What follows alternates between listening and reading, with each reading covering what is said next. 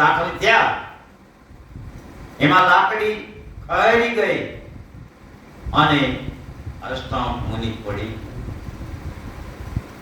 ગયા એટલે જનક રાજાના દરબારમાં જે સભા બેઠી હતી ખડ ખડ ખડ ખડ મંડી હસવા.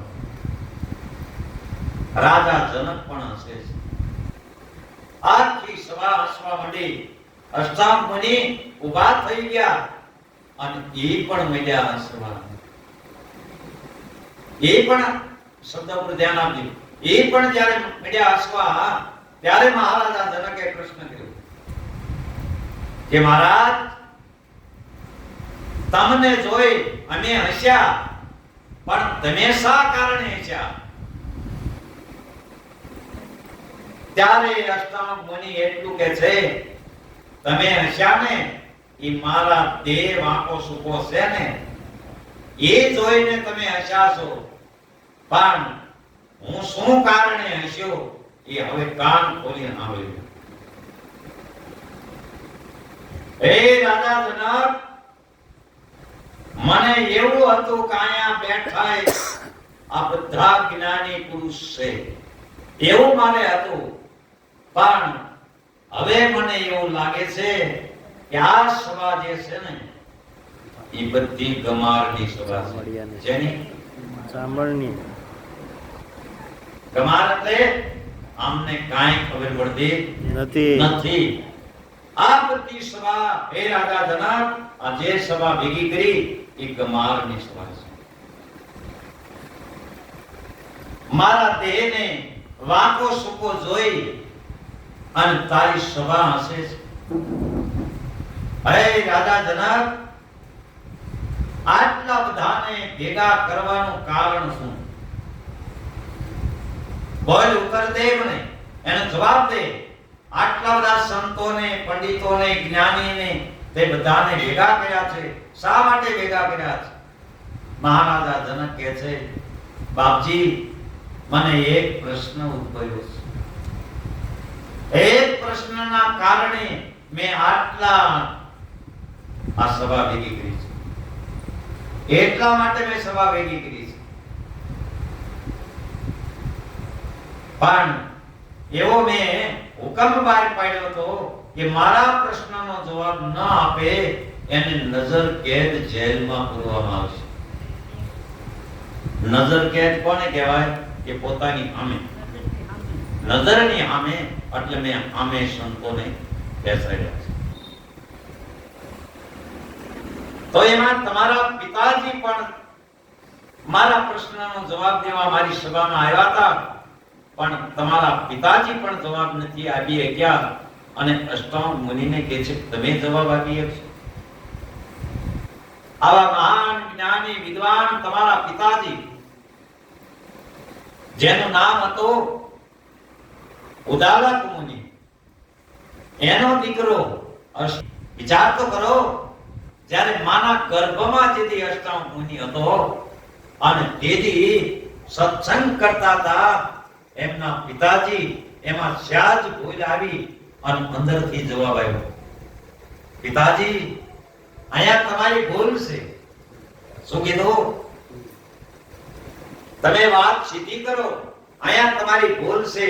અને તેથી એમના પિતાજી ક્રોધાયમાન થયા અને અષ્ટાંગ મુનિને શ્રાપ દીધો, હજી માના ઉદરમાં છો અને મારી ભૂલ બતાવે છે. જા તું 8 અંગ વાંકા જન્મીશ. એ 8 અંગ જેના વાંકા અને એને જોઈ આ સભા બધી. હે રાજા, તારા પ્રશ્નનો જવાબ દેવા હું આવ્યો છું. બોલ, તારો પ્રશ્ન શું છે? એક કામ કર, આ સોનાના સિંહાસન ઉપર મને પહેલા બેહાડ. અષ્ટાંગ ઋષિને સોનાનું સિંહાસન બનાવ્યું તો એની ઉપર બેસાડ્યા અને પછી પ્રશ્ન કર્યો. હે જનક રાજા, હવે તારે જે પ્રશ્ન પૂછવો હોય એ પૂછ. સાંભળજો કાન ખોલી. મહારાજા જનકે 4 પ્રશ્નો પૂછ્યા. કેટલા? 4. કયા? એ 4 ઈ પૂછ્યા કે રાત્રે સૂતી વખતે આંખ ખુલ્લી કોણ રાખે છે? આ એક નંબર. બીજો પ્રશ્ન કે જન્મ્યા પછી એક ડગલું હાલતું નથી, કોણ? અને ત્રીજી વસ્તુ, જેને હૃદય નથી, એ કોણ? અને ચોથી વસ્તુ, અતિ વેગવાળી વસ્તુ કઈ? રાત્રે ઉતી વખતે આંખ ખુલી કોની? તો કે એ રાજા જનક સાંભળી લે, માસલી રાત્રે સૂતી વખતે આંખ ખુલી રાખીને હોય છે.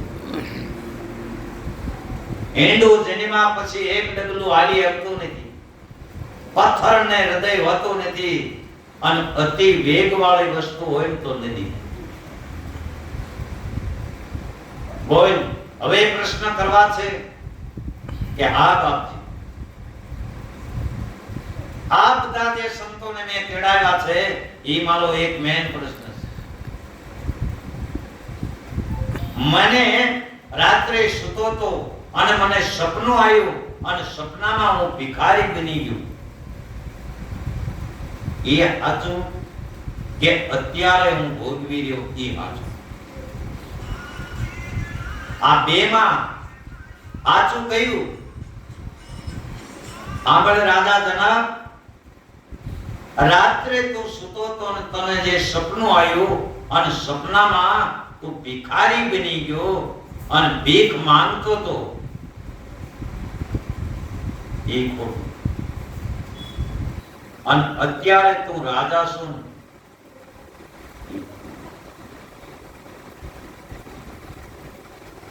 તો સાચું માની ગયો. આ સાચું કે આ ઓલું ખોટું? ના, ખોટું. ઓલો જ્યારે તું રાત્રે સૂતો તો અને સૂઈ ગયા પછી તને સપનું આવ્યું, અને એ આંખ ખુલ્લી અને સપનું પૂરું થયું.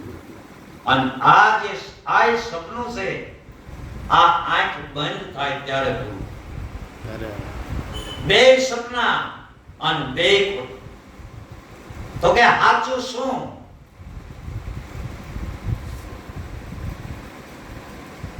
સાચું આ બે ને જોવે ને, જે બે ને જોઈ રહ્યો છે એ.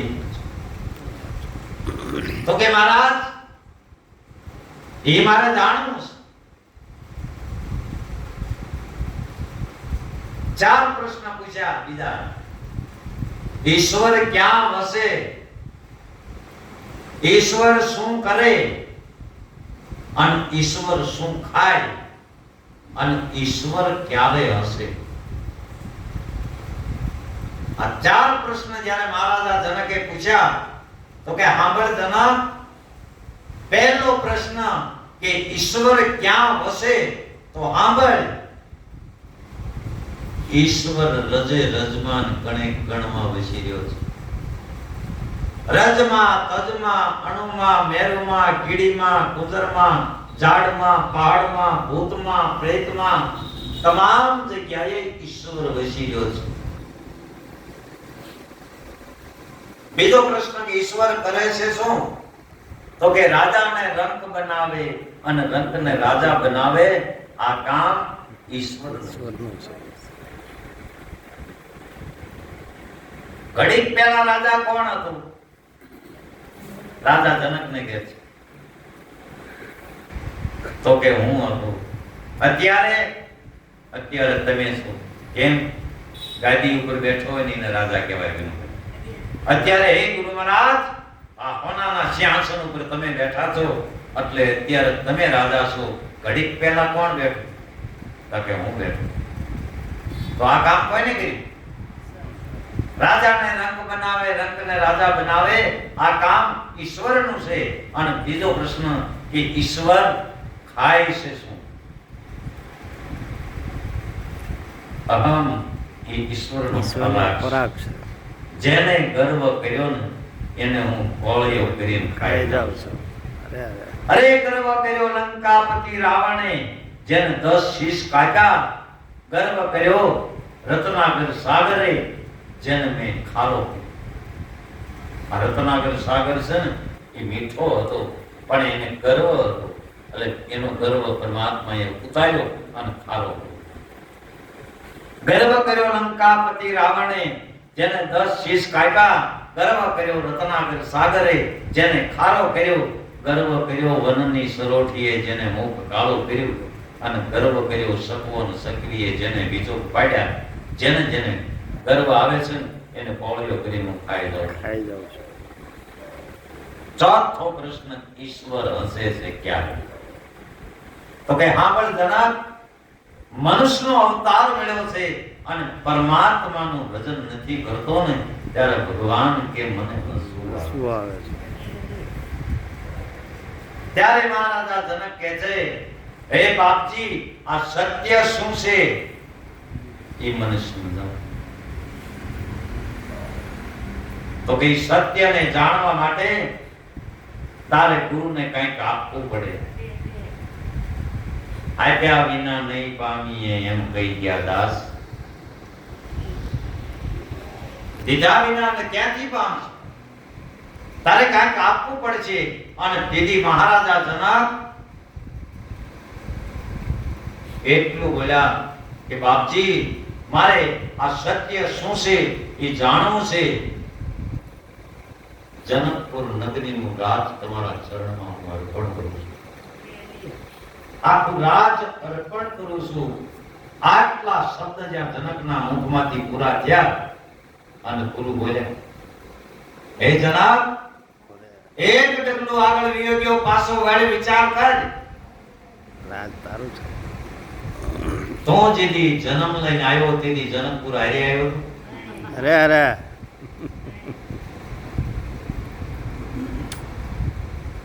ના બાપજી, જનકપુર તો અહીંયા હતું. તો કસ ને કે જનકપુર નગરીનું રાજ અર્પણ કરું. આજ તું કસ કે હું જનકપુર નગરીનો રાજા છું. આની પહેલા કોણ હતું? કે મારા પિતાજી. એની પહેલા કે એના પિતા. આમના કથા જ આવ્યા. મારું છે, મારું છે, મારું છે.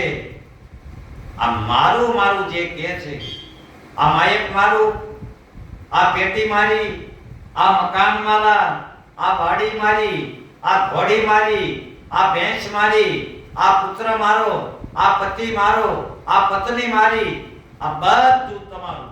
તમે કોણ?